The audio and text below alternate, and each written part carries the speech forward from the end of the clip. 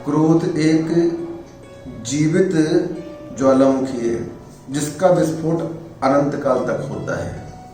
आत्मा इस संसार में जो परिभ्रमण कर रही है उसका मुख्य कारण कसाई ही है, और जब तक हम इस क्रोध के सद्भाव में इसका समर्थन करते रहेंगे, क्रोध के परिणामों में क्रोध करते रहेंगे, तब तक यह आत्मा अनंत जन्मों तक संसार परिभ्रमण करती रहेगी। संसार परिभ्रमण को रोकना है तो अपनी कसाई पर विजय प्राप्त करना होगा, क्योंकि क्षमा धर्म का विरोधी कौन है? हमारी स्वयं की कसाई। इसका मतलब ये हुआ अपनी आत्मा का दुश्मन और कोई नहीं है, अपने ही कसाई भाव है। इसलिए जो व्यक्ति कसाई करता है वह बहुत जहरीला होता है।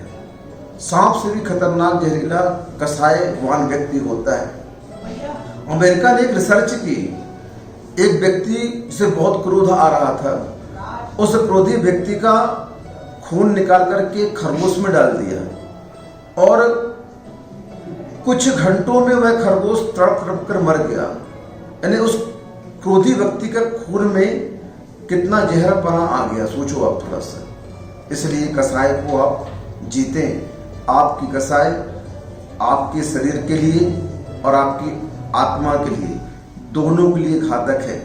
क्षमा धर्म को ढांकने वाली यह क्रोध कसाई ही है। इसलिए आप इस क्रोध पर स्वयं नियंत्रण करें, क्योंकि इस क्रोध को जीतने का और कोई उपाय नहीं है।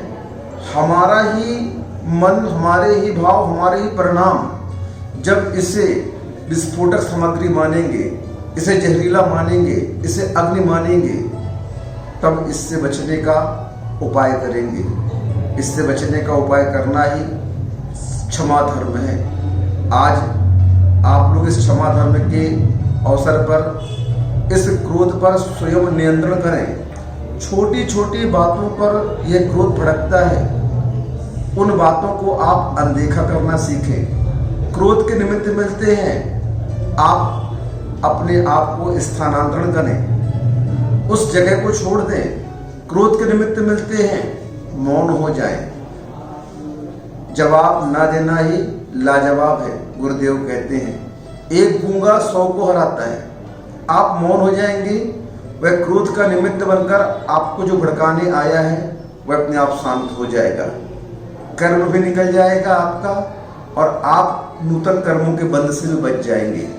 क्रोध के निमित्त पर भड़कना कमजोरी है, और क्रोध के निमित्त पर शांत रहना वीरता है। और इस वीरता को कौन प्राप्त कर पाता है? जो बहुत बड़ा साधक होता है, वही क्रोध पर नियंत्रण करके एक दिन भगवान बनता है।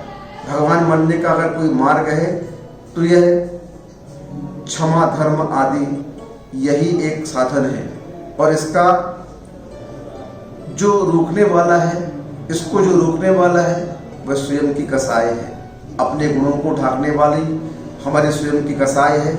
इसलिए स्वयं की कसाई को स्वयं ही नियंत्रित करना पड़ेगा। स्वयं की आत्मा को स्वयं ही समझाना पड़ेगा। ये कार्य कोई दूसरा तीसरा नहीं करेगा। धर्म के अंतर्गत यही कहा गया है, आचार्यों की यही वाणी है, यही देशना है कि अपनी इंद्रियों को, अपने मन को, अपने परिणामों को स्वयं जीतो, तभी आप जितेंद्रिय बनोगे, भगवान बनोगे। क्रोध करना छोड़ दो, क्रोध करना छोड़ दो।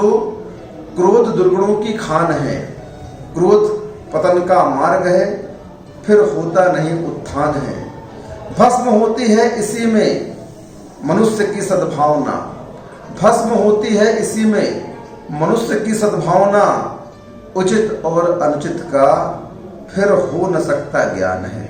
उचित और अनुचित का फिर हो न सकता ज्ञान है। क्रोध करना छोड़ दो, क्रोध दुर्गुणों की खान है।